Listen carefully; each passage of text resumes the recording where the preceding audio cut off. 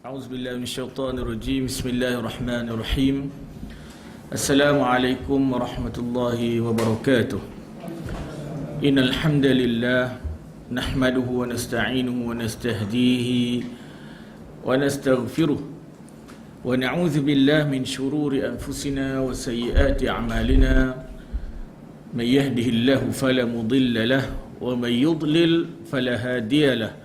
أشهد أن لا إله إلا الله وحده لا شريك له وأشهد أن محمدا عبده ورسوله. أما بعد فإن أصدق الحديث كتاب الله وخير الهدي هدي محمد صلى الله عليه وسلم وشر الأمور محدثاتها وكل محدثة بدعة وكل بدعة ضلالة وكل ضلالة في النار. Muslimin dan muslimat, tuan-tuan, seterusnya sidang penonton yang dikasihi sekalian, alhamdulillah, bersyukur kita pada Allah Subhanahu wa taala kerana dengan limpah kurnia dan rahmatnya dapat kita berkumpul di pusat pengajian Tok Sira Kuantan Pahang Darul Makmur untuk kita sama-sama mengikuti kuliah silsilat ad-durus al-manhajiyah في ضوء الكتاب والسنة على منهج أهل السنة والجماعة وهدي السلف الصالح. Dan insyaAllah pada malam yang mulia ini kita akan teruskan pengajian kitab Syarh Riyadhus Salihin karangan Fadilati Syekh Muhammad bin Salih Al-Utsaimin, dan kita masih lagi membicarakan tentang hadis yang ke-63 dalam kitab Al-Muraqabah. Ya. Hadis Waalaikumsalam. Hadis riwayat Ibn Abbas, hadis ihfazillah yahfazk. Hadis ihfazillah yahfazk. Jadi kita dah faham dan telah mengetahui pada minggu lepas tentang perbahasan ihfazillah yahfazk, ihfazillah tajidhu tujahak. Ya, sebagaimana yang saya nyatakan pada minggu lepas, hadis ini hadis yang sangat hebat kerana Nabi SAW menyampaikan hadis ini kepada seorang budak kecil, gulam, iaitu Abdullah bin Abbas radhiyallahu anhuma, yang umurnya kurang daripada 15 tahun. Ya, sebagaimana kita ketahui, ketika Abdullah bin Abbas berumur 15 tahun, Rasulullah SAW wafat. Maknanya sebelum umur 15 tahun, mungkin umurnya 10 tahun, Nabi SAW sampaikan kepada beliau hadis ini. Dan kalau kita kaji makna hadis ini adalah ucapan untuk orang dewasa, untuk orang yang dah matang, orang yang dah boleh berfikiran dengan tahap yang tinggi. Tapi kata-kata ini disampaikan kepada seorang budak kecil, menunjukkan Abdullah bin Abbas ni bukan kanak-kanak biasa. Walaupun umurnya kecil, tapi pemikiran orang dewasa. Tidak seperti kanak-kanak pada hari ini, sibuk dengan permainan, dengan pelbagai hiburan. Tapi Abdullah Abbas, dia memang hiburannya dan hobinya dan kelakuannya itu semuanya bersama dengan Nabi SAW. Jadi Nabi tahu satu hari nanti budak ni akan jadi orang dewasa. Dan dia akan ingat pesanan ini, dia akan sampaikan kepada sahabat-sahabat yang lain, dan dia akan membimbing umat ini ke arah as-siratul mustaqim, ya? demi merealisasikan tuntutan iyyaka na'bud wa iyyaka nasta'in. Jadi kita sambung perbahasan hadis ihfazillah yahfazk, ihfazillah tajidhu tujahak. Dan sambungan kepada hadis tersebut ialah idza sa'alta fas'alillah, idza sa'alta fas'alillah wa idza ista'anta fasta'in billah. Ya. Jadi kata-kata Nabi SAW yang ringkas dan padat ini begitu mendalam artinya, dan insya-Allah kita akan cuba sama-sama mengkaji dan memahami. Okey, jadi kata Syekh Al-Utsaimin, idza ista'anta fasta'in billah. Maksudnya apa tuan-tuan? Idza sa'alta fas'alillah. Idza sa'alta fas'alillah. Jika kamu meminta, kamu berdoa, kamu memohon pada ada hajat tentang sesuatu, maka pohonlah hajat itu daripada Allah Subhanahu wa ta'ala sahaja. Jangan kamu minta dengan selain daripada Allah. Inilah nama dia tauhid. Nabi SAW ajar pada kita mengikhlaskan ibadah kita. Bila kita minta sesuatu, ada hajat, pertama sekali pohon dengan Allah Subhanahu wa ta'ala. Ya? Kerana Allah Ta'ala lah yang memakbulkan doa kita. Kerana Allah Ta'ala itu Rabb dan Ma'bud kita. Kata Syekh Al-Uthaymin, yakni jangan bersandar kepada seorang makhluk. Allahus Samad. Qul huwallahu ahad. Allahus Samad. Allah lah As-Samad. Tempat kita bergantung harap, tempat kita memohon pertolongan daripada Allah Subhanahu wa ta'ala sahaja. Ya? Misalnya, seorang yang fakir, orang yang tidak ada harta, yang dalam kesusahan, tidak punya harta, kemudian ia meminta Allah Subhanahu wa ta'ala dan ia berdoa, Ya Allah, berilah aku rezeki. Ya Allah, urzuqni. Ya Razzaq, urzuqni. Persiapkanlah bagiku rezekiku. Mudahkan bagiku rezekiku. Maka ia akan datang kepadanya rezeki dari arah yang tak terduga. Firman Allah Ta'ala, wa man yattaqillaha yaj'al lahu makhraja wa yarzuqhu min haitsu la yahtasib. Siapa yang bertakwa pada Allah, dalam arti kata dia hanya memohon pertolongan dengan Allah Subhanahu wa ta'ala tanpa mensyirikkannya dalam ibadah, insya-Allah Allah Ta'ala akan tunjukkan baginya jalan keluar daripada musibah. Dan Allah Ta'ala akan beri pada dia rezeki yang tak terduga.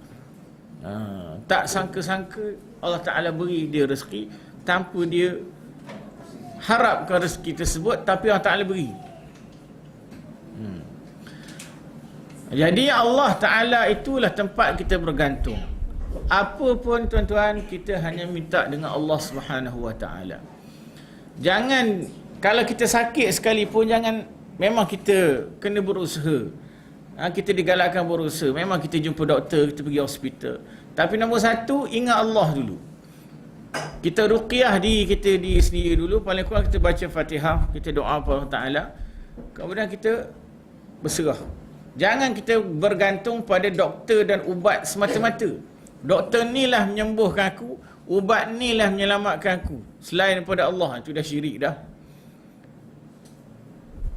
Tak salah kita jumpa doktor, tak salah kita berubat, tapi sebelum itu kita minta tolong Allah. Kita berusaha. Akhzuka bil asbab la yanfi tawakkulaka ala Allah. Bila kamu mengambil sebab dan berusaha dan berikhtiar, bermakna kamu juga bertawakal pada Allah. Dah tahu sakit, biar je. Ini masalah juga. Ikut Allah, Allah Ta'ala nak sembuh, sembuhkanlah. Allah Ta'ala tak nak sembuh, sudah. Ubat tak makan. Makan, minum pun buat tak tahu je. Maknanya tak berusaha untuk sembuh. Macam mana dia nak sembuh? Betul tak? Sebab kita ni manusia, kita kena ambil asbab. Jadi, pertama sekali, Iza sa'alta fas'alillah. Utama ke Allah Ta'ala terlebih dahulu. Sebab itu di antara 70,000 umat Muhammad SAW yang masuk syurga tanpa hisab, mereka yang meruqyah. Saya tak suka guna istilah jampi. Sebab jampi ni dia dah campur macam-macam. Guna istilah ruqyah syar'iyah. Nabi menyebut siapa yang meruqyah dirinya sendiri dan tidak minta orang lain meruqyahkan dirinya, mereka akan masuk dalam syurga tanpa hisab. Nabi SAW sebutlah hadis sahih, ra'aitu 70,000 min ummati yadkhuluna al-jannata bighairi hisab. Aku melihat ada 70,000 di kalangan umatku yang masuk syurga tanpa hisab. Sebut nama ya, Muhammad bin Abdullah, masuk selalu syurga. Tak ada nak cek buku amalan, memang masuk selalu. Di antaranya humul ladzina la yastarqun, mereka tidak minta orang lain meruqyahkan diri mereka. Kita adab kita kalau kita jumpa ziarah orang sakit, tanpa diminta, kita volunteer ruqyahkan orang tu. Kita bacalah Allahumma rabban nas azhibil ba'sa washfi anta syafi la shifa illa shifa'uk shifa'an la yughadiru saqama. Apa paling kurang kita baca Fatihah. Paling baik kita pegang dada dia lah. Lelaki pegang dada dia, perempuan lah. Kalau kita ziarah perempuan yang ni, kita baca dia jauh je lah. Baca Fatihah ataupun banyak ruqyah Nabi SAW ajar. Tapi kalau sakit, kita elakkan minta orang lain. Ini sikit-sikit, tolonglah baca Fatihah untuk saya, tolonglah jampi saya, tolonglah gini. Perbuatan tu tak salah, tetapi pertama sekali kita kena percaya pada Allah lebih daripada yang lain. Jadi kita ruqyah diri kita. Nabi ajar kita ni ruqyah diri kita sendiri. Kita sakit, baca Fatihah. Mana sakit? Sakit kepala pening, baca Fatihah. Baca Allahumma rabban nas ataupun a'udzu billahi qudrati min syarri ma ajidu wa uhadhir. Banyak tuan-tuan boleh rujuk. Ar-Ruqa minal kitab wa sunnah karangan Dr. Sa'id Al-Qahtani. Kalau balik dari Mekah, sebaik-baik hadiah selain daripada jubah dan sebagainya, baik tuan-tuan beli buku kecil warna hijau, harga dia RM1.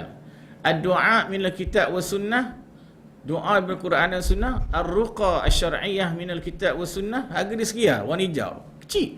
Beli banyak-banyak, bagi seorang satu, lagi banyak faedah dia. Ataupun Hisnul Muslim min azkar kitab wa sunnah, zikir-zikir daripada Quran dan sunnah karangan Dr. Sa'id Al-Qahtani. Dr. Basit dah terjemah buku ni, kan? Bagi dia boleh letak dalam poket. Jadi senang kita baca. Kita ruqyah diri kita sendiri. Jangan minta orang lain ruqyah untuk diri kita. Itu kalau nak masuk dalam 70,000 tu, begitu gayanya, kan? Jadi kita ruqyah diri kita sendiri. Paling kurang Al-Fatihah. Ajar anak-anak kita sakit, baca Fatihah sendiri. Ajar dia sakit, baca Fatihah. Sakit, baca doa ni. Sebelum dia pergi jumpa doktor, sebelum dia makan ubat, ingat Allah Ta'ala. Minta dengan Allah Ta'ala dulu. Lepas tu usahalah. Ini Allah tak minta, terus jumpa doktor. Doktor tu bukan Tuhan. Kalau minta dengan Allah, tak berubat, tak guna juga. Kalau berubat, tak minta tolong Allah pun tak guna juga. Kena dua-dua. Perubatan Islam pun kita ambil, perubatan yang moden pun kita cuba ambil juga. Dan kita serah pada Allah Ta'ala. Itu makna kita minta dengan Allah. Ya. Jadi kita macam ada kaki lah. Ada baca ayat ni macam ayat. Jadi kita konsentrate baca ayat tu. Okey. Jadi adakah itu boleh ataupun kita tak minta kepada Allah bagi kita konsentrate ayat ni? Baik. Bukan ayat itu yang menyembuhkan kita. Bukan doa itu yang menyembuhkan kita. Yang menyembuhkan kita ialah Allah. Tapi cara kita minta Allah Ta'ala menyembuhkan diri kita ialah melalui cara yang ditentukan oleh Nabi SAW, melalui doa dan zikir yang maksur daripada Al-Quran dan As-Sunnah. Allah Ta'ala nak kita ni puji Allah Ta'ala. Allah Ta'ala itu, Syekhul Islam Ibn Taymiyah sebut, Ar-Rabbu yuhibbu an yuhab. Allah Ta'ala itu suka dirinya itu dicintai oleh hambanya. Allah Ta'ala suka bila hambanya sebut namanya banyak kali. Allah Ta'ala suka bila kita ni ulang doa tu banyak kali. Ya Allah sembuhkan aku, Ya Allah sembuhkan aku. Allah Ta'ala takkan bosan dan takkan boring. Allah Ta'ala suka dan sentiasa mendengar rintihan hambanya. Jadi kita bila berdoa pada Allah, kita berdoa dengan doa yang Nabi baca, kemudian kita minta dengan Allah, maka itu cara kita memohon syifa daripada Allah. Tapi yang menyembuhkan kita ialah Allah. Bukan ayat Quran tersebut, bukan doa tersebut, dia hanya wasilah untuk kita bertakarub pada Allah. Kena faham gitu, ya? Jadi ayat yang kita baca itu kena faham maknanya, baru kita boleh kaitkan dengan Allah Ta'ala. Kalau sekadar baca tak faham makna, jadi silap-silap takut kita ingat ayat tu yang menyembuhkan kita, padahal Allah yang sembuhkan kita. Tapi kita ikut cara Nabi, kita baca ruqa asy-syar'iyyah yang Nabi ajar pada kita. Paling kurang, paling mudah Al-Fatihah. Sebab tu salah satu nama Al-Fatihah itu ialah Asy-Syafiyah. Yang ada sebab syifa dalamnya. Segala penyakit zahiri, penyakit hati, penyakit ada belaka. Ya? Jadi itu tuan-tuan boleh rujuk kembalilah. Dan doanya simple-simple, mudah saja. Kalau tak ingat pun Fatihah. Ya? Itu guna Fatihah. Fatihah ni, ayat Quran ni, manfaatnya untuk orang yang hidup. Satu Dr. Salah Abdul Fattah Al-Khalidi dalam kitab dia Hadzal Quran, dia nak membetulkan persepsi masyarakat terhadap Al-Quran. Al-Quran lil ahya wa laysa lil amwat. Quran itu untuk orang yang hidup. Manfaatnya bukan untuk orang yang dah mati. Orang dah mati, mati ya. Dia takkan hidup semula. Masa kita hidup ni lah kita nak praktikkan Al-Quran. Bila dah mati, tak ada apa dah tuan-tuan. Masa hidup ni lah kita nak buat baik. Dah mati esok, tak ada benda lah. Ya? Okey. Kita sambung pula perbahasan. Demikian juga jika kamu meminta, maka mintalah pada Allah, katakan, ya Allah, berilah aku rezeki. Okey, akan tetapi jika ia meminta kepada manusia, maka mungkin jadi mereka memberi atau mungkin mereka menolaknya, kerana disebut dalam hadis supaya seorang di antara kalian mengambil tali, kemudian ia mencari kayu dan mengikatnya, kemudian ia jual. Maka itu lebih baik baginya daripada minta-minta kepada manusia. Terkadang mereka memberi, terkadang mereka menolaknya. Orang minta sedekah, adakah semua yang dia minta tu orang bagi? Tuan-tuan tak ada pengalaman jadi minta sedekah? Saya pun tak ada juga. Tapi kalau kita tengok orang minta sedekah di Mekah ke Madinah, 1000 yang lalu mungkin 100 orang je yang bagi. 10 orang lalu mungkin seorang je yang bagi. Bukan senang. Sebab tu kadang minta sedekah tak sabar, dia tarik baju. Kalau kat Mekah budak-budak Afrika tu, kalau seorang bagi kena 1000. Tak bagi dia tarik baju. Jadi kalau ke di sana tuan nak bagi, dah bagi cabut lagi. Kalau kena 1000, saya tak tahulah macam mana tuan-tuan nak selamatkan diri. Itu style puas-puasan ni minta sedekah. Kalau minta manusia tak semestinya dapat. Jadi kita minta dengan Allah. Kalau Ta'ala bagi apa yang kita nak, Alhamdulillah. Kalau Ta'ala tak bagi, Allah Ta'ala bagi juga sebenarnya, tapi dalam bentuk yang lain.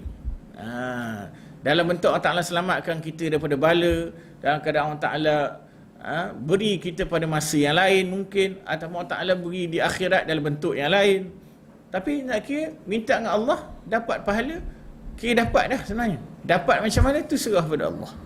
Ya. Tapi kalau minta dengan manusia, macam minta kerja lah, temu duga.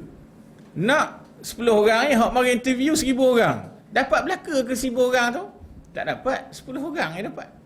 Itu kalau minta dengan manusia. Tapi minta dengan Allah memang dapat, tapi bentuknya berbeza-beza. Sama ada dapat sebagaimana yang kita nak betul, ataupun dalam bentuk yang lain, ataupun ditangguhkan, ataupun digantikan dengan perkara yang lebih baik daripada itu, ataupun Allah Ta'ala selamatkan kita daripada perkara yang tak baik. Kita dapatlah tu, betul tak tuan-tuan? Tapi kita bersyukur pada Allah. Itu untungnya minta tolong dengan Allah. Masalah orang Arab jahiliah, dengan Allah Ta'ala pun dia minta, dengan berhala pun dia minta. Itu jadi syirik. Sebagaimana hadis Imran bin Husain, sebelum dia masuk Islam, Nabi tanya pada dia, kam ilahan ta'bud, berapa ilah yang kamu sembah? Dia kata, sittatan fil ardi wa wahidan fis sama'. 6 di bumi, 1 di langit. Fis sama'. Fis sama' tu Allah. Fil ardi tu 6 berhala, Lata, Uzza, benda lagi, Dewa, Brahma, Krishna, ada belaka lah. Kan? Di nama berhala ni letak apa-apa sama tuan-tuan. Kan? Lalu Nabi tanya, man liraghbati wa rahbati, kalau kamu betul-betul nak satu benda, minta dengan ilah hak mana satu? Ataupun bila nak minta selamat daripada musibah, minta dengan ilah mana satu? Yang dekat bumi ke yang dekat langit? Dia kata fis sama', satu je. Tu kalau betul-betul terdesak, minta dengan Allah. Sebab hak 6 bawah tu dia tak apa power. Kadang-kadang bagi, kadang-kadang tak bagi. Kadang-kadang tak elak langsung. tanya senyap bodoh je. Nak bahala senyap, dah tak comel. Kan? Ada yang buat pada kurma, ada buat pada tanah liat. Kan? Tapi kalau minta dengan Allah fis sama' tu yakin sikit. Bila terdesak minta Allah. Lalah Nabi kata apa? Utruk as-sittah fil ardi wa'budil ladzi fis sama'. Tinggalkan yang 6 di bumi tu, abdikan diri pada hak satu aja. La ilaha illallah sahaja. Akhirnya dia pun masuk Islam. Dia tinggallah sekali unsur syirik. Maknanya sebelum ni dengan Allah pun diminta, dengan berhala pun diminta. Itu nama dia syirik.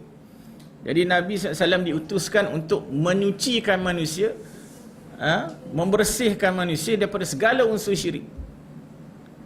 Doa ni penting tuan. Nabi SAW sebut ad-du'a'u huwal ibadah. Doa itu ibadah. Doa itu ibadah. Minta dengan Allah dah dikira ibadah. Ibadah lidah, ibadah hati. Ya. Tapi ada satu hadis palsu, ad-du'a mukhul ibadah. Doa itu otak ibadah. Di makna dia okey, tapi hadis tu hadis maudhu'. Hadis palsu. Boleh rujuk mana-mana kitab hadis, contohnya silsilah al-hadis ad-dha'ifah wal maudhu'ah karangan Syekh Al-Albani. Okey? Itu kalau cerita bab minta dengan sesuatu. Tadi minta dengan manusia. Demikian juga jika kamu minta, maka mintalah dengan Allah. Katakan, ya Allah berikan aku rezeki. Ya Allah berikan aku kekayaan dengan keutamaanmu dan dari orang selainmu, dan kalimah-kalimah lain yang tertuju langsung kepada Allah. Demikian juga jika kamu minta pertolongan, maka mintalah pertolongan pada Allah.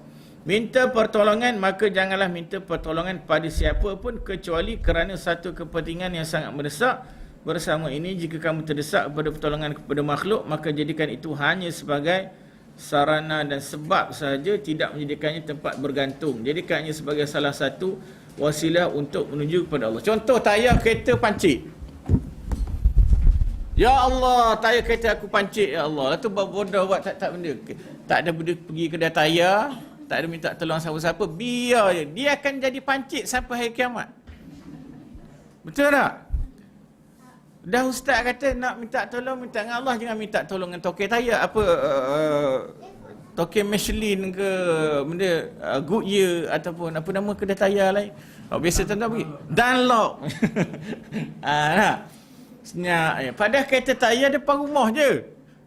Boleh sangat nak suruh tokek tayar tu datang, beli free. Tak apalah disibuk. Malam you datang lah. Tak apalah. Kedai dekat je. Tak, saya minta dengan Allah je. Kita minta dengan Allah nombor satu. Itu tempat kita bergantung. Minta dengan manusia sebagai asbab.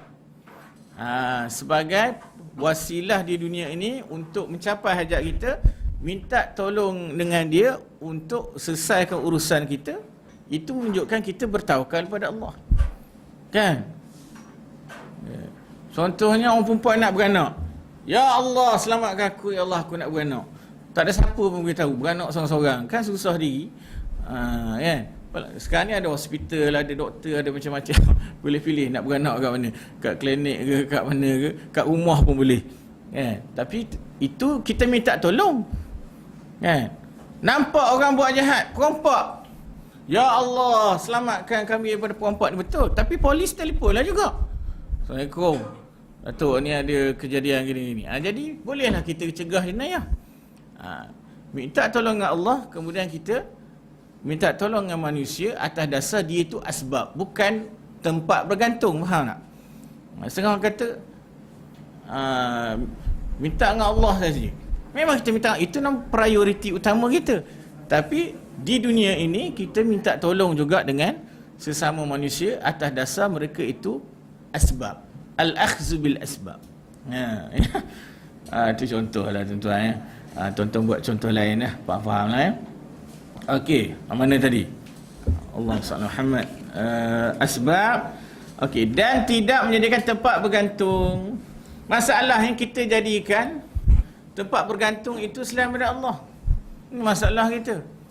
Bila susah minta tolong dengan kubur, pergi kat kubur, wahai roh fulan-fulan, wahai wali fulan-fulan, selamatkan aku, gini. Itu jadi syirik. Kalau dia menjadikan makhluk selain Allah sebagai tempat bergantung, maka dia telah menghapuskan konsep al-uluhiyah, maka dia tergolong dalam golongan musyrikin. Di dalam kalimah yang kedua kalimah ini ada dalil menunjukkan bahawa di antara yang mengurangi nilai ketauhidan seorang adalah minta kepada selain pada Allah, kerana sangat tidak disenangi minta selain pada Allah, sebaik itu untuk sesuatu yang kecil atau besar. Ya, maknanya dia ni kurang minta dengan Allah, dia lebihkan manusia dulu. Kita yang nombor satu kena Allah dulu. Allah Ta'ala akan mudahkan bagi kita dengan memohon bantuan daripada manusia sebagai asbab. Allah tu samad kita, tapi manusia ni kita punya segada asbab, sebagai penyebab untuk menyelesaikan masalah kita dengan bantuan Allah. Ya? Dan Allah jika hendak menolongmu, maka dia akan mudahkan pertolongan bagimu, baik dengan sebab yang diketahui itu atau yang tidak diketahui. Terkadang Allah Ta'ala membantumu dengan sebab-sebab yang kamu tidak ketahui. Kamu terhindar dari keburukan yang tidak mungkin bagi seorang menghindarnya. Dan terkadang Allah Ta'ala menolongmu dengan melalui tangan salah seorang makhluknya yang menggerakkan dan menundukkan orang itu sehingga membantumu. Betul kan? Kan? Kita tolong, ya Allah, tiba-tiba datang orang kita kenal, tolong bantu kita dalam kesusahan. Itu semua pertolongan Allah. Dalam peperangan, Allah Ta'ala banyak bantu para sahabat. Ya? Allah Ta'ala banyak bantu Rasulullah SAW, dan contohnya banyak. Ya? Yang menggerakkan, menundukkan orang itu sehingga membantumu. Jika kamu ditolong oleh Allah melalui tangan seseorang, janganlah kamu melupakan penyebabnya, iaitu Allah. Manusia ni dia adalah sebab saja untuk membantu kita, tapi yang menjadikan makhluk itu membantu kita ketika susah ialah Allah Subhanahu wa Ta'ala. Jadi semuanya kembali pada Allah. Sebagaimana dilakukan oleh sebagian orang yang tidak mengerti pada saat sekarang ketika pemerintah memberikan bantuan kepada orang kafir, sehingga nampaklah bantuan dari mereka terakhirnya, maka jadilah orang yang memujikan orang kafir ini, dan mereka tidak mengetahui bahawa mereka itu musuh mereka, apakah sebenarnya ia menolong atau tidak. Mereka itu musuh bagi kalian pada hari kiamat. Tidak boleh bagi siapa pun menjadikan mereka sebagai wali atau yang diminta tolong atau mendoakan mereka, sebagaimana yang kita dengar sebagian orang awam yang jahil. Kami akan berkorban untuk si fulan dan si fulan dari orang kafir. Kami akan menamakan anak-anak kami dengan nama-nama mereka. Kami akan mendoakan mereka. Mereka itu, kalau bukan kerana Allah yang menggerakkannya dan mendukkannya, maka tidak sekali-kali mereka bermanfaat bagi sekalian sedikit pun, na'uzubillah. Jadi Syekh Utsaimin sentuh begini. Dia kata ada setengah orang Islam ini dia terlampau mengagung-agungkan orang kafir. Ya? Dan mereka tak sedar bahawa orang kafir itu sebenarnya musuh Islam. Di sini Syekh Utsaimin menekankan satu mafahim aqidah salaf, iaitu aqidah al-wala wal bara. Al-wala yakni memberi pertolongan kepada Allah dan mereka yang membantu menegakkan agama Allah. Al-bara menjauhkan diri dan melepaskan diri daripada segala unsur-unsur syirik, taghut, undang-undang kafir, dan mereka yang membantu musuh-musuh Islam untuk menghancurkan Islam. Yang sedihnya ada setengah hamba Allah Ta'ala itu, mereka menyokong negara sekian-sekian-sekian, menyokong pemimpin sekian-sekian-sekian, sedangkan mereka itu orang kafir, dan siap mereka mendoakan untuk mereka ni panjang umur lah, gini-gini macam-macam. Jadi ini amat dilarang dan Islam, kerana mereka itu orang kafir. Kerana mereka itu kafir, maka hubungan mereka dengan kita terputus. Sebab itu Abu Ubaidah Al-Jarrah cuba mengelakkan untuk berjumpa dengan ayahnya dalam perang Badar, tapi akhirnya berjumpa juga. Dia kalau boleh dia tak nak bunuh ayah dia. Allah Ta'ala takut dia kena jumpa ayah dia. Ayah dia ajak lawan. Okey, sekarang ni jangan anggap tu ayah kita. Paling susah dalam dunia kita nak bunuh ayah kita dengan mak kita. Kalau bunuh orang selain daripada mak ayah kita, tu mungkin setengah orang tu kuat. Tapi nak bunuh mak ayah sendiri payah. Tapi disebabkan kekufuran Dia tu kafir, Abu Ubaidah tu Islam, dia menggagahkan dirinya untuk menegakkan Islam, dia lawanlah juga. Akhirnya dia bunuh ayah dia yang kafir itu. Nampak? Ali bin Abi Talib, Abu Talib kafir musyrik, anak dia Ali, ahli syurga. Salah seorang di ahadul asyaratul mubasysyirin bil jannah. Nabi punyalah nak Abu Talib ni masuk Islam. Nabi usaha dengan sedaya upaya dengan menyampaikan hidayah dilalah, tapi hidayah taufik tu milik Allah. Walaupun Allah Ta'ala dah bagi Abu Talib tu akal untuk berfikir, telinga untuk mendengar, mata untuk melihat, hati untuk menilai, dia tetap pilih kekufuran. Maka dia mati sebagai seorang kafir. Bila Abu Talib mati kafir, ada tak Rasulullah SAW ucap takziah pada Sayyidina Ali? Takziah lah, ayah awak dah meninggal. Rasulullah senyap, tak kata benda. Tak boleh ucap takziah atas kematian orang kafir. Itu Nabi ajar. Walaupun anak dia Islam, Sayyidina Ali.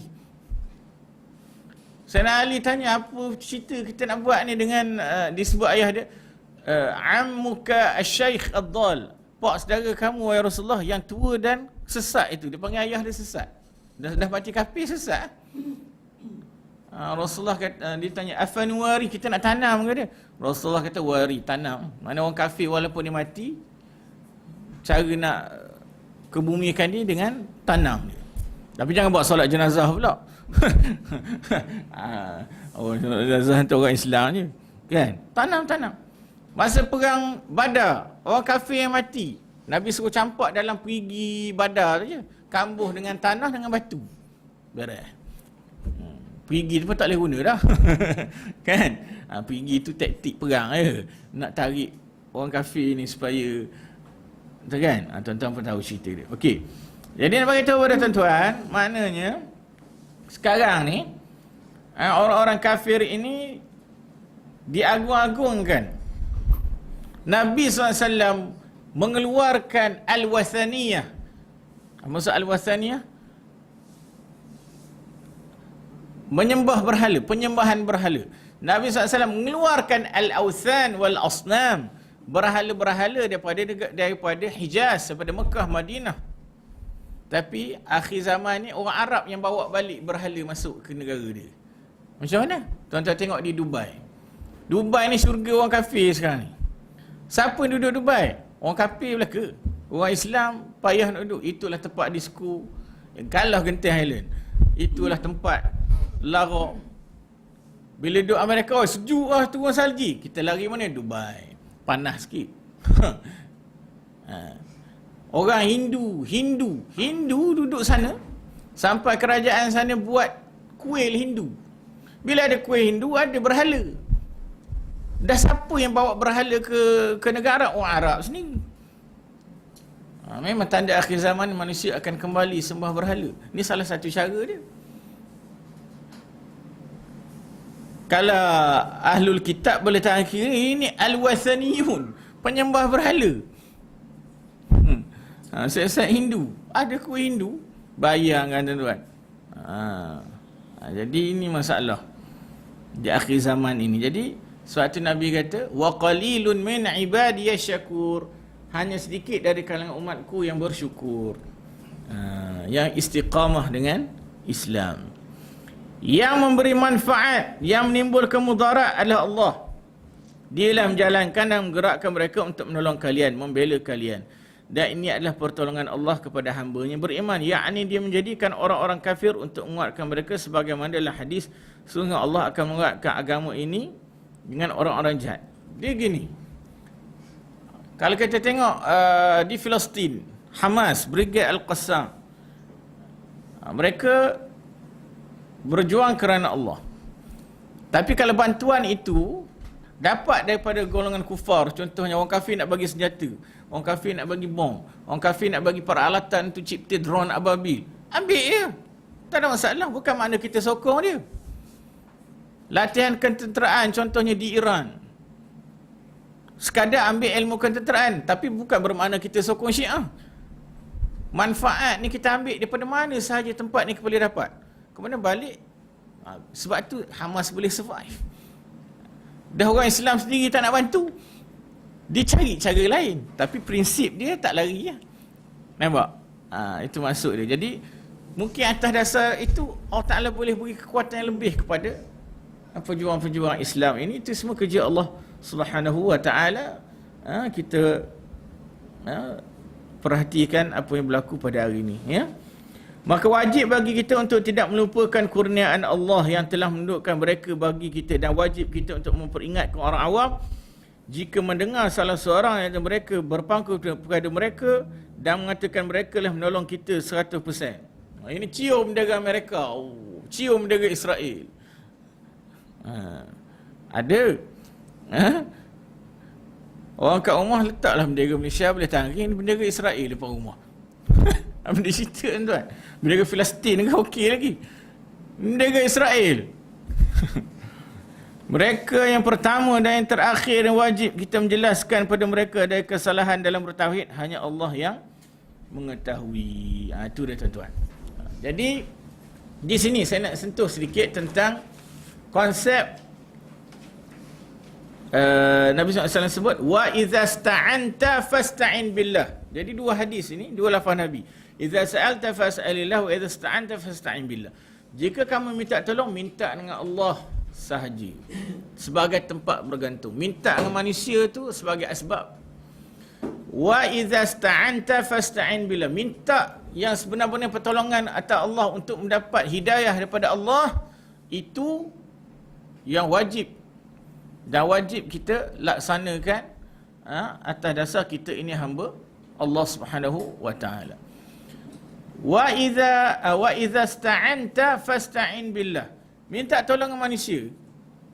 Itu bukan atas dasar dia itu tempat bergantung kita, dia itu asbab. Penyebab saja. Tapi yang utamanya kita minta dengan Allah Subhanahu wa taala. Sebab itu Al-Imam Ibn Qayyim sebut dalam kitab Madarijus Salikin, wa sirrul khalqi wal amri wal kutubi wa syara'i wa thawabi wal iqab intaha ila hataini al kalimatain, ibadah wa isti'anah. Apabila dia tanya tentang rahsia, sebab kenapa Allah Ta'ala cipta kita atas dunia ini, kenapa Allah Ta'ala cipta manusia dan jin, kenapa Allah Ta'ala cipta alam semesta ini, kenapa kita ni jadi makhluk, kenapa Allah Ta'ala perintahkan kita mengabdikan diri kepadanya, kenapa Allah Ta'ala perintahkan kita sembahyang, puasa, zakat, kenapa Allah Ta'ala larang kita berzina, merompak, berjudi, merendahkan aurat, kenapa Allah Ta'ala turunkan Al-Quran kepada umat Muhammad SAW, kenapa kita disyariatkan dengan syariat Islam, kenapa Allah Ta'ala beri pahala bagi mereka yang melaksanakan perintah Allah, kenapa Allah Ta'ala memberi dosa kepada orang melakukan dosa, kenapa orang melakukan kebaikan dibalas dengan syurga, orang yang buat jahat dibalas dengan neraka. Jawapan daripada persoalan itu kembali pada dua perkataan yang diambil daripada ayat iyyaka na'budu wa iyyaka nasta'in, ibadah, isti'anah. Apa dia ibadah? Kata Syekhul Islam Ibn Taimiyah, al-ibadatu ismun jami'un li kulli ma yuhibbuhu Allah wa yardahu min al-a'mal wal aqwali adh-dhahirah wal batinah. Ibadah itu ialah satu kata nama yang menggabungkan semua amalan dan kata-kata sama ada zahir atau batin yang disukai dan diredai oleh Allah. Puasa, zakat, haji, berzikir dalam hati, baca doa, cinta pada Allah, takut pada Allah, harap pada Allah, ikhlas pada Allah dan sebagainya, itu adalah ibadah. Dan kalau kita kaji iyyaka na'bud wa iyyaka nasta'in, kita bagi dua tuan-tuan. Ibn Qayyim kata kita bagi dua. Iyyaka na'bud itu nisfuhuma lillah, iyyaka nasta'in nisfuhuma lil 'abd. Ibadah itu milik Allah, kita mengabdikan diri ni lillahi ta'ala, atas dasar kita hamba Allah. Allah Ta'ala perintahkan kita, kita buat untuk Allah. Iyyaka nasta'in itu hak hamba. Hamba minta tolong dengan Allah. Hamba minta tolong supaya Ta'ala beri hidayah dan kekuatan pada kita. Sebab Nabi SAW baca, Allahumma a'inni ala zikrika wa syukrika wa husna ibadati. Ya Allah, bantulah aku ya Allah, supaya aku dapat sentiasa berzikir padamu, dapat mensyukuri nikmatmu, dapat beribadah dengan sempurna. Minta tolong dengan Allah. Jadi iyyaka na'bud, setengah tu lillah, setengah lagi haq lil 'abd. Dan ibadah ni pula dia perlukan dua prinsip. Ibadah yang terima Allah, ghayatul hub wa ghayatul dhulli wal khudu'. Ringkasnya, pertama sekali ibadah kita pada Allah Ta'ala penuh mesti disertai dengan rasa kecintaan. Satu. Yang kedua, ghayatul dhulli wal khudu', perasaan hina dan rendah diri. Kita kena abdikan diri pada Allah dalam keadaan kita cinta pada Allah, menghinakan diri kita pada Allah, dan tunduk rendah diri pada Allah. Sebab kita hamba. Sebab tu bila kita sembahyang, asalnya berdiri, makin lama makin rendah. Betul tak? Mula berdiri, lepas tu rukuk, last sekali sujud.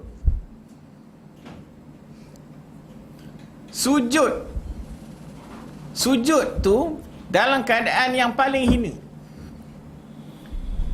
Kerana tuan-tuan meletakkan kepala dan dahi tuan-tuan di atas tanah yang biasanya dipijak oleh kaki. Biasanya kaki kita yang pijak bumi.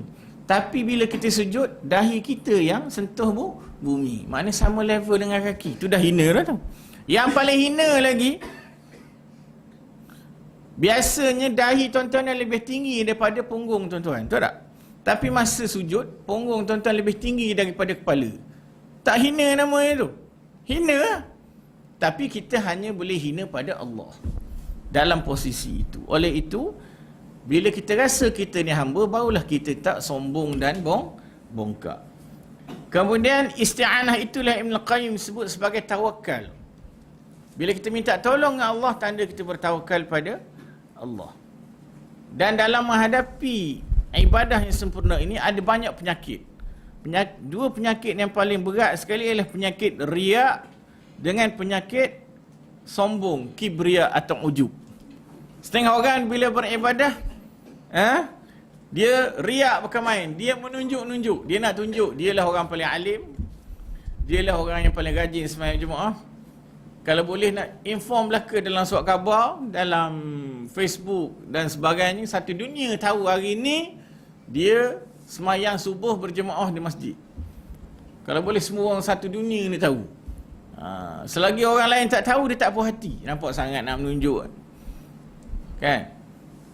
Dan penyakit yang kedua, kibriya, sombong. Balik daripada Mekah, Muhammad, buat tak layan je. Apa dia ni, bukan tak kenal aku.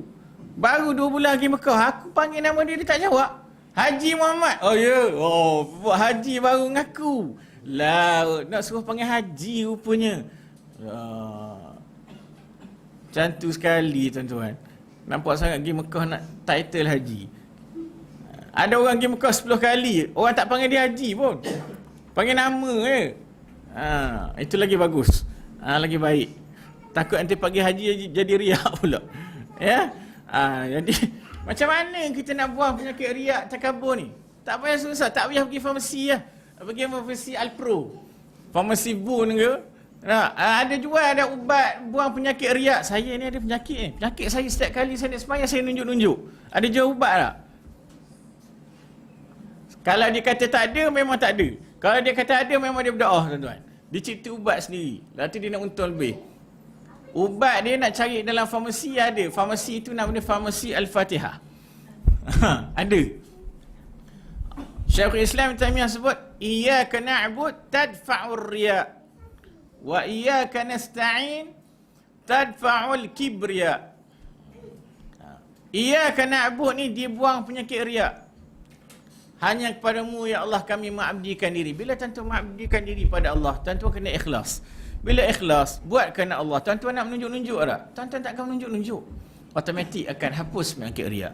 Wa iyyaka nasta'in. Ada setengah orang dia sombong. Dia ingat dia boleh buat ibadah sebab dia kaya, sebab dia sihat, sebab dia gagah. Dia tak sebut buat Allah Ta'ala. Aku berjaya ni bukan kerana Allah. Aku boleh semayang ni bukan kerana Allah. Disebabkan kekuatan dan kehebatan diriku sendiri. Kalau Rasulullah boleh semayang malam dan Rasulullah tidur, aku semayang malam tak tidur. 3 hari tak tidur. Tapi lepas tu melepek tuan-tuan. 5 waktu tak semayang fardu. Sebab 3 hari tak tidur. Dia ingat dia lagi terror pada Rasulullah. Dia boleh tak tidur malam semayang. Lalah semayang fardu pula dia tinggal. Itulah tak ikut cara Nabi. Setengah ingat dia hebat. Rasulullah puasa, buka puasa. Aku puasa, tak makan, tak minum. Seminggu. Itu kan puasa Rasulullah. Itu puasa Mahatma Gandhi. Mogok lapar. Betul tak? Ada setengah orang kata, aku boleh hidup Lone Ranger sampai tua bangka dak nikah. Adik-beradik lain ada cucu, ada cicit belaka, dia relax Lone Ranger je. Sebab apa? Ibadah punya pasal. Itu dah jadi padri.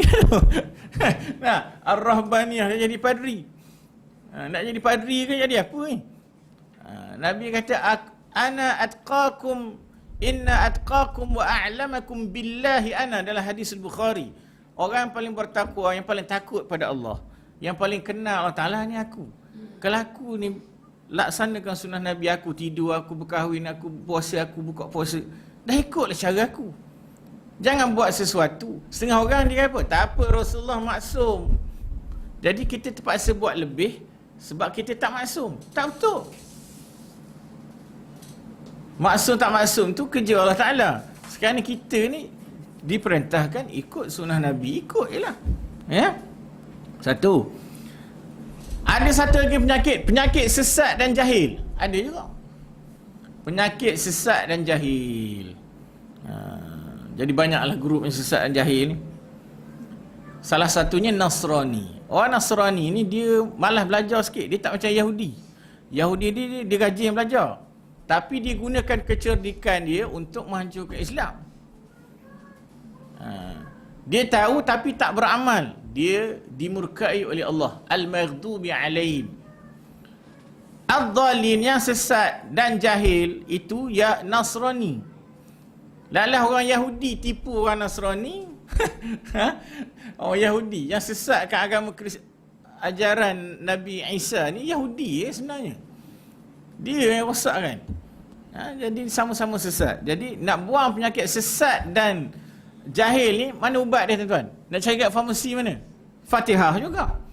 Firman Allah Ta'ala, kata Imam Al-Qayyim, ihdinas siratal mustaqim tadfa'u al-jahla wad-dalal. Ya Allah, tunjukkan kami jalan yang lurus, ya Allah. Itu boleh buang penyakit sesat dan jahil. Caranya ikut jalan Nabi sebut, ma ana alaihi wa ashabi. Jalan aku dan jalan sahabat-sahabat aku. InsyaAllah tak sesat. Ya? Oleh itu kita kena beriltizam dengan landasan al-ubudiyah. Ibn Taymiyah sebut, man arada sa'adatal abadiyah, siapa yang nakkan kebahagiaan dunia dan akhirat, falyalzam atabatal ubudiyah. Hendaklah berada di atas landasan ubudiyah. Kereta api bergerak atas landasan. Kalau dia lari pada landasan, kereta api akan terbalik, tuan-tuan. Sebab dia lari daripada siratul mustaqim ni. Dia kena stay atas landasan itu, dia akan sampai ke destinasi dia.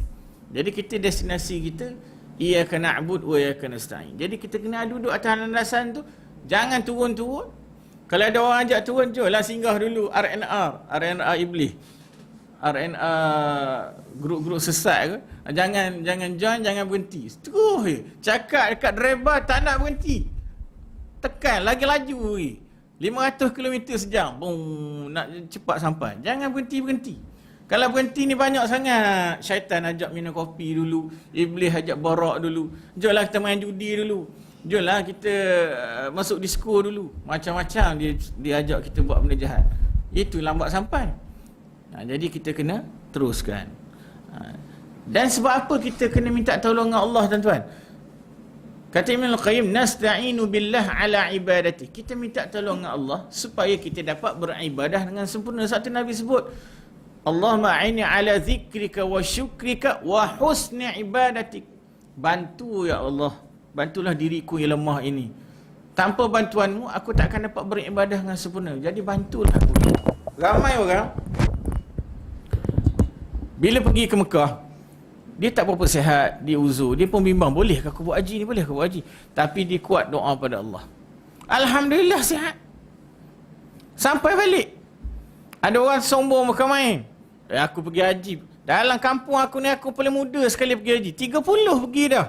Hak lain semua umur 60, 70 belaka. Anytime je. Boleh Kan? Lalah dialah yang batuk, dialah yang paling kerap sekali jumpa doktor, dialah yang paling kerap sekali makan ubat sesemua. Dialah yang banyak komplain pun dia. Yang makan paling tak sedap pun dia. Pak cik yang tak berapa nak sihat ni, selera bukan main. Sebelum pergi berat 50 kilo, balik berat 70. Oi, buat apa pak cik sihat semacam ni? Alhamdulillah, kat sana sedap belaka. Mula-mula tu rasa tak lagi, tapi kita sebut sedap, alhamdulillah jadi sedap sungguh. Kan? Jadi sihat, makan pun sihat, sedap, hotel pun bagus. Jerebu, apa ribut pasir. Alhamdulillah. Orang lain batuk dia relax. Sebab Allah Ta'ala selamatkan dia. Sebab dia minta tolong dengan Allah. Orang macam ni bila dah balik Mekah dia kata, ya Allah aku redha, ya Allah, alhamdulillah aku dah dapat buat haji dengan sempurna. Engkau nak cabut nyawa aku, cabutlah. Aku redha, alhamdulillah, penting hajat aku tercapai. Punya gitu sekali. Dia minta tolong dengan Allah, dapat tuan-tuan. Ya? Kemudian kata Ibn Al-Qayyim, afdalun nas ahlul ibadah wal isti'anah billahi alaiha. Manusia yang paling baik ialah golongan yang merealisasikan tuntutan ibadah dan isti'anah. Dia beribadah kepada Allah, dia minta tolong dengan Allah. Jadi kita kena jadi macam tu.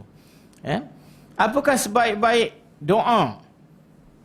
Kalau orang tanya apakah sebaik-baik doa, kata Syekhul Islam, ta'ammaltu anfa'ad du'a fa idza huwa fi su'alil 'auni 'ala mardatillah. Fara'aitu thumma ra'aituhu fil Fatihah fi iyyaka na'bud wa iyyaka nasta'in. Bila aku cuba, kata Syekhul Islam, cuba mengkaji dan menghayati apakah doa yang paling bermanfaat bagi seorang hamba. Semua bermanfaat, tapi yang paling bermanfaat, yang amat diperlukan oleh seorang hamba, dia kata doa daripada seorang hamba minta tolong supaya Allah Ta'ala bantu dia untuk mendapat keredaan Allah. Lalu aku kaji mana ayat Quran yang ada unsur begini. Rupanya ada dalam ayat iyyaka na'budu wa iyyaka nasta'in. Itu rahsia kehebatan. Ya. Kemudian yang terakhir untuk perbincangan pada hadis ini, Syekhul Islam Ibn Taymiyah juga pernah menyebut dalam kitab Al-Ubudiyah. Ataupun tuan-tuan boleh buka kitab Majmu' Al-Fatawa. Kata Syekhul Islam, fakamalul makhluk fi tahqiq al-ubudiyyati lillah.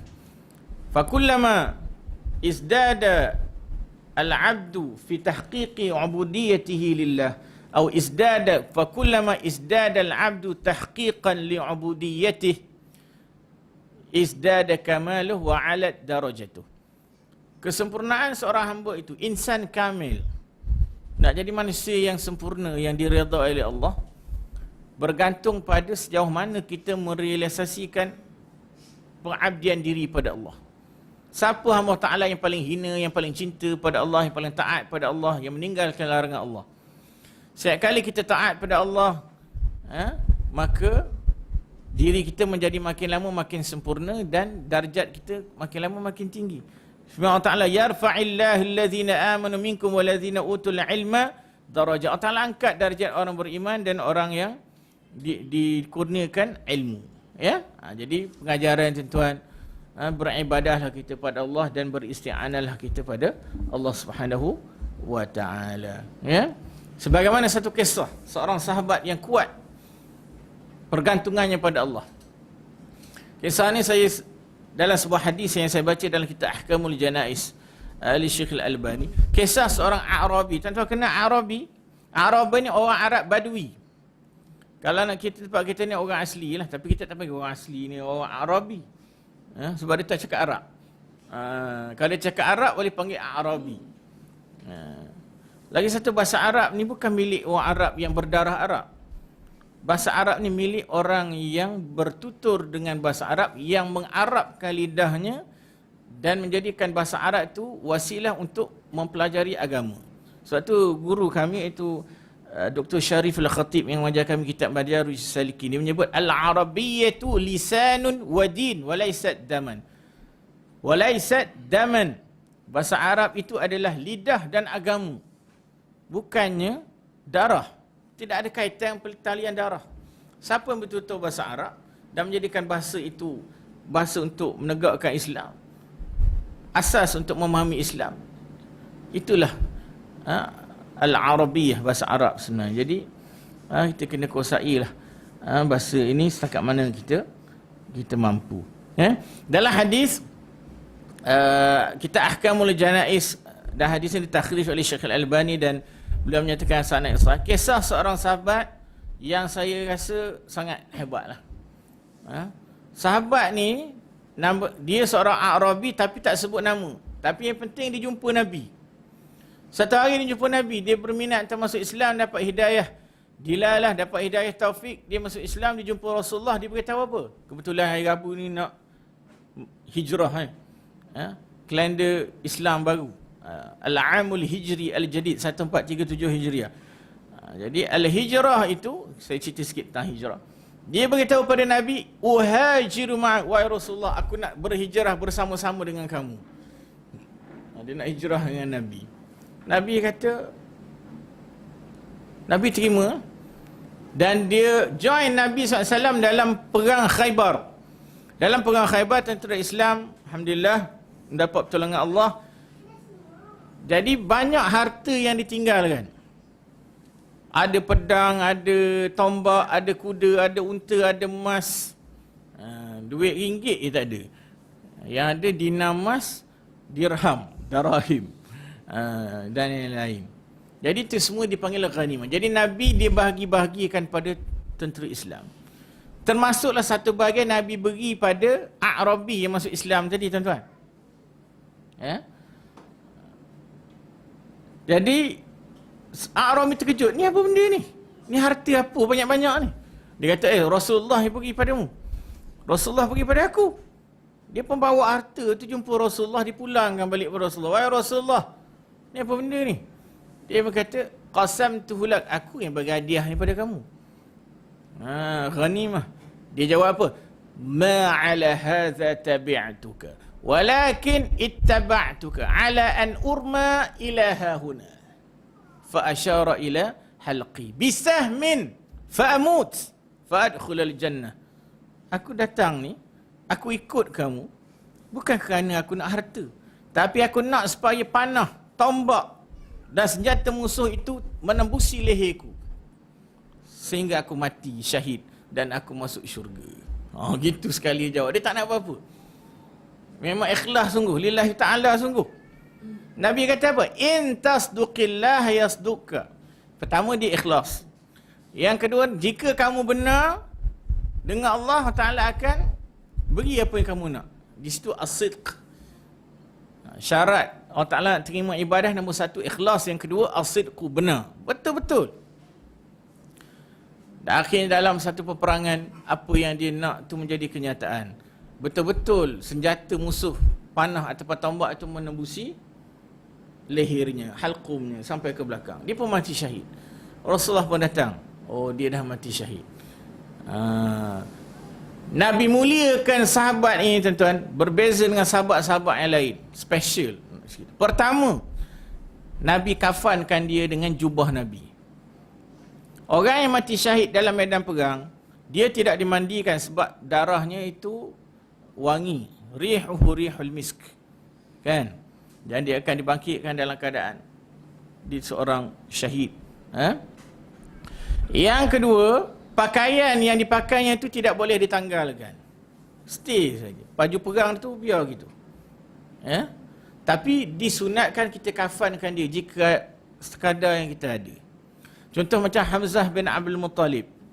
Orang dah sedia dah kain untuk dia. Tapi bila nak kafan dengan dia, ada hamba Allah Ta'ala seorang lagi sebelah dia. Jadi kerat dua, bagi dua. Kerat dua punya pasal, tuan-tuan, tutup kepala nampak kaki. Tutup kaki nampak kepala. Nampak macam mana, tuan? Kita nak kubur jenazah, tapi tak cukup kain.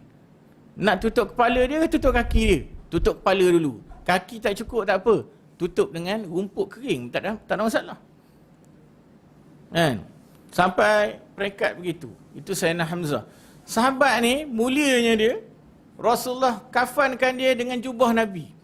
Jubah Nabi, Nabi kafan dengan dia. Kemudian Nabi semayangkan jenazah untuk dia. Dalam perang Uhud, Nabi tak sembahyang jenazah untuk syuhada Uhud, melainkan Hamzah bin Abdul Muttalib. Dan dalam peperangan ini Nabi solat jenazah, maknanya Nabi solat persendirian untuk dia sebagaimana Hamzah. Nabi sembahyang. Kemudian yang ketiga, Nabi doa untuk dia. Doa ni yang mahal, tuan-tuan. Doa ni sahabat bila dengar, Allah, kalau aku jadi jenazah ni kan bagus. Nabi doa, Nabi kata, Allahumma hadza abduka kharaja muhajiran fi sabilik faqutila syahidan ana syahidun ala zalik. Ya Allah, sesungguhnya ini hamba-Mu, dia keluar berhijrah fi sabilillah, di jalan-Mu ya Allah, lalu diterbunuh mati syahid, dan aku menjadi saksi ke atas jenazah ini. Tengok tuan, mulia jenazah ni. Dia tak ada harta, dia tak ada apa, dia hanya ada Allah dan Rasul, dan Allah Ta'ala beri pada dia balasan syurga. Pertama, kenapa? Kerana dia ikhlas. Yang kedua, dia benar. Yang ketiga, dia disebut apa? Ma'ala hadza tabi'tuka walakin ittaba'tuka. Tengok, itu konsep ittiba'. Qul in kuntum tuhibbunallaha fattabi'uni. Dia ikut Nabi SAW. Tiga-tiga dia buat. Jadi Allah Ta'ala muliakan jenazah itu dengan apa yang dia. Dan kisah hidup dia ni menjadi sejarah dan disebarkan dalam majlis-majlis ilmu, dalam buku-buku. Tapi siapa sahabat ni kita tak tahu. Nama dia Nabi tak sebut, tapi dia seorang sahabat Nabi. Tapi dia ada nama. Dia adalah syahid. Kita panggil dia orang syahid. Nampak tuan-tuan? Itu bagaimana boleh muncul generasi ini. Generasi inilah yang kita nak lahirkan dalam generasi kita. Generasi beginilah yang kurang dalam generasi akhir zaman ini.